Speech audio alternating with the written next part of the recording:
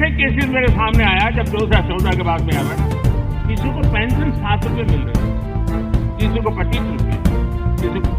नमस्कार दोस्तों, एक बार फिर से आपका ईपीएस 95 पेंशन धारक है उनके लिए बड़ी खुशखबरी निकल कर आ चुकी है। तो ईपीएस 95 पेंशन को लेकर बड़ी अपडेट के साथ में आज की वीडियो होने वाला है। तो आपको बता दूं कि ईपीएस 95 पेंशन में इतना बड़ा अपडेट मेरे हिसाब से इस साल में कहीं पर नहीं मिला होगा। तो आपको बता दूं कि ईपीएस 95 पेंशन को लेकर बड़ा अपडेट भी जताने को लेकर गवर्नमेंट सरकार ने बड़ा इजाफा देते हुए बताया है कि 7,500 पेंशन और महंगाई भत्ते के साथ में आपको मूल पेंशन भी दी जाएगी। और ईपीएस 95 पेंशन में न्यूनतम पेंशन है वो 7,500 करने की मांग है, वो विरोध प्रदर्शन करने को लेकर अभी अशोक जी रावत ने बोला था कि हम इस विरोध प्रदर्शन के खातिर हम ईपीएस 95 पेंशन है। तो गवर्नमेंट सरकार ने बता दिया हम 15 मार्च से पहले पूरी पेंशन धारकों को पेंशन को लेकर बड़ा अपडेट के साथ में 15 मार्च में आपको पेंशन है वो खाते में मिल जाएगी। जी हाँ दोस्तों, वहीं पर बात करते हैं न्यूनतम पेंशन 7,500 करने की मांगों को लेकर गवर्नमेंट सरकार की तरफ से। और महंगाई भत्ते में बड़ी मांगों को महंगाई भत्ते यानी डीए में 4% की बढ़ोतरी के साथ में 50% पहुंचने के बाद में आपकी क्या मांगे होने वाली है।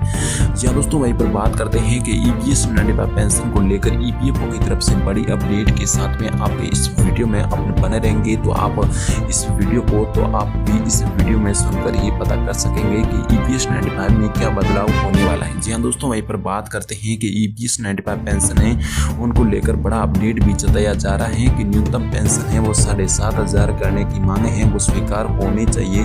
तो उसको लेकर बड़े अपडेट के साथ में आज की इस वीडियो में मैं लेकर आया हूं। तो आपको बता दूं कि इसमें कई ऐसी मांगे हैं जिनको लेकर ईपीएस 95 पेंशन को बड़ी अपडेट के साथ में आज की इस वीडियो में हम लेने वाले पूरी जानकारी। तो आप इस वीडियो को अंत तक देखना है। और तो आपको अभी इस वीडियो को अपन शुरू करने जा रहे हैं। तो इससे पहले मेरी एक छोटी सी रिक्वेस्ट गुंजाइश मान सकते हैं, आपके अभी तक हमारे यूट्यूब चैनल को आपने सब्सक्राइब नहीं किया तो सब्सक्राइब करके बेल आइकन वाली घंटी दबा देना, ताकि आप सभी को हर हमेशा जानकारी मिलती रहेगी।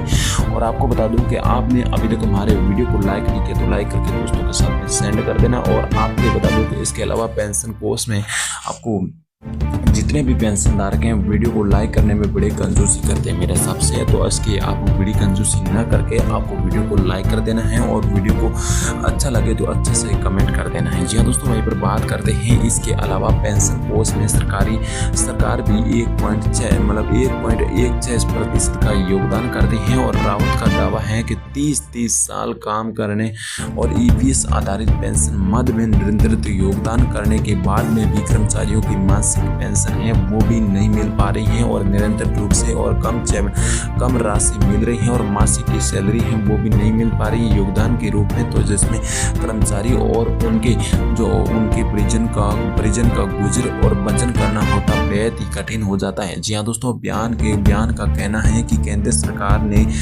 सरकार के किसी निर्णय पर पहुंचने तक अध्यक्ष अशोक जी रावत, महासचिव वीरेंद्र सिंह जी रजावत और मुख्य सलाहकार PN पाटिल अनशन में शामिल होकर उल्लेखित बताया था कि ईपीएस 95 पेंशन है उनको बढ़ाने के लेकर हम बड़ी मांगों को रखने वाले हैं। तो आपको 4 मांगे उन्होंने रखी थी, उन 4 मांगों में से 2 मांगे तो आपकी 15 मार्च से लागू होने को लेकर गवर्नमेंट सरकार की तरफ से बड़ा आदेश भी जारी हो चुका है। जी हाँ दोस्तों, वहीं पर बात करते हैं अपन के उल्लेखनीय है कि ईपीएस 95 पेंशन को लेकर तो उसके साथ में कई बड़े अपडेट भी जताए जा रहे हैं। इसके साथ में ईपीएस 95 पेंशन के साथ में आपके ईपीएफओ की तरफ से जो पीएफ ब्याज की दर है वो भी मिलने जा रही है। जी हाँ दोस्तों, बात करते हैं कि उल्लेखनीय है कि ईपीएस 95 पेंशन के तहत में आने वाले कर्मचारियों के मूल वेतन का 12% हिस्सा भविष्य निधि संगठन में। और आपको बता दूं कि वही नियोक्ताओं को 12% हिस्से में 8.33% पेंशन कर्मचारियों को भी दिया जाएगा। जी हाँ दोस्तों, बात करते हैं कि ईपीएस 95 पेंशन के साथ में आपको बता दूं कि कमांडर अशोक जी रावत हैं वो मेरे हिसाब से 4 से 5 साल तक हो गए हैं उनको लेकर बड़े बयान बताए जा रहे हैं। उनमें जो इस पेंशन भोगी ने 8 दिन जो हम जहाँ पर हमने बोल रहे थे कि हमने 8 जगह से मतलब अधिक जगहों पर हमने मतलब रैली है कोई आक्रमण करना था तो हमने कर दिया, मतलब धरना भी दे दिया, लेकिन हमारी पेंशन नहीं बढ़ाई जा रही है। तो इसको लेकर बात करते हैं कि हमने जंतर मंतर पर दिया, इंडिया गेट के आगे दिया। और बता दूं आपको कहीं पर हमने कहीं पर नहीं छोड़ी थी, लेकिन रामलीला पर हमने रैली निकाल दी थी। जब उद्घाटन किया गया था उस समय तो अशोक जी रावत बता रहे थे कि जंतर मंतर पर आक्रमण मतलब जो आक्रमण किया था उसमें अधिक मतलब अशोक जी रावत ही बताए जा रहे थे। सेवानिवृत्त ने कहा है कि हमारी मांगों को समृद्ध के साथ मतलब उसमें जो रामलीला की रैली भी निकाली गई थी और हमारा अंतिम चेतावनी थी उस दिन, तो अगर हमारी मांगे नहीं हुई तो हम आमरण के आसन दे सकते हैं, उस दिन बोला था। लेकिन आज भी पेंशन है वो जारी नहीं हो पाएगी थी और पेंशन होगी महंगाई भत्ते के साथ में मूल पेंशन 7,500 रुपये मासिक करने और पेंशन भोगियों के पति और पत्नी को मुफ्त में स्वास्थ्य सुविधाएं देने के समेत में कई अन्य मांगों को लेकर गवर्नमेंट सरकार ने बड़ा इजाफा देते हुए बताया है कि इन सभी मांगों को हम जल्द ही लागू करने को लेकर गवर्नमेंट सरकार की तरफ से बड़ा इजाफा दिलवाने की कोशिश करेंगे।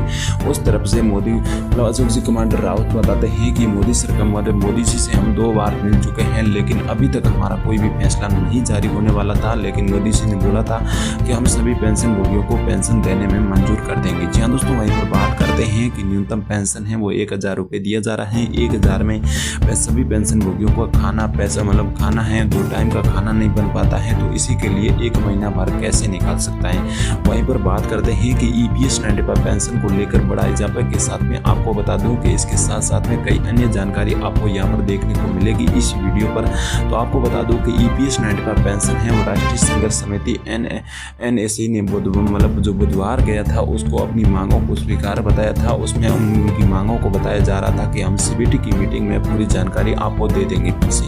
तो आपको बता दूं कि इसके बयान में आपको बता दूं न्यूनतम 7,500 पेंशन मासिक करने को लेकर समेत में कई अन्य मांगों को समर्थन में आपको देश भर में कुल पेंशन भोगी हैं लगभग 5 लाख के आसपास उसमें मतलब मांगे हो रही थी। उसमें कई पेंशन धारक हैं वो एब्सेंट भी बताई जा रही थी। और मतलब और कर्मचारी भविष्य निधि संगठन NEPFO की EPS 95 पेंशन की योजना के दायरे में आने वाले सभी कर्मचारियों और पेंशन भोगियों की न्यूनतम पेंशन 7,500 रुपये करने की मासिक कर दी गई और समेत अन्य मांगों को लेकर पेंशन भोगी हैं वो भी राष्ट्रीय राजधानी दिल्ली में जाकर अभी दोबारा अशोक जी रावत जी बोल रहे थे कि हम धरना प्रदर्शन करेंगे वरना हमारी पेंशन है वो लागू नहीं हो पाएगी।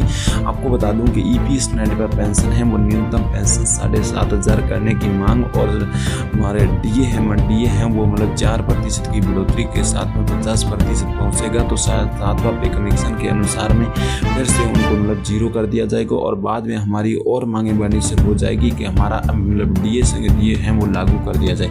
जी हाँ दोस्तों, वहीं पर बात करते हैं कि सभी पेंशन भोगियों को जो कर के बोल रहे हैं और सभी पेंशनर्स बोल रहे हैं कि हमारी पेंशन को मांगों को स्वीकार करें। तो पेंशन भोगी महंगाई भत्ते के साथ में मूल पेंशन 7,500 रुपये करने की मासिक सैलरी है वो पेंशन भोगियों की पति और पत्नी दोनों को मुफ्त में स्वास्थ्य बीमा मतलब स्वास्थ्य सुविधा है वो देने के समेत में कई अन्य मांगे भी कर रहे हैं। जी हाँ दोस्तों, वहीं पर बात करते हैं अपन EPS 95 पेंशन को लेकर बड़े अपडेट के साथ में।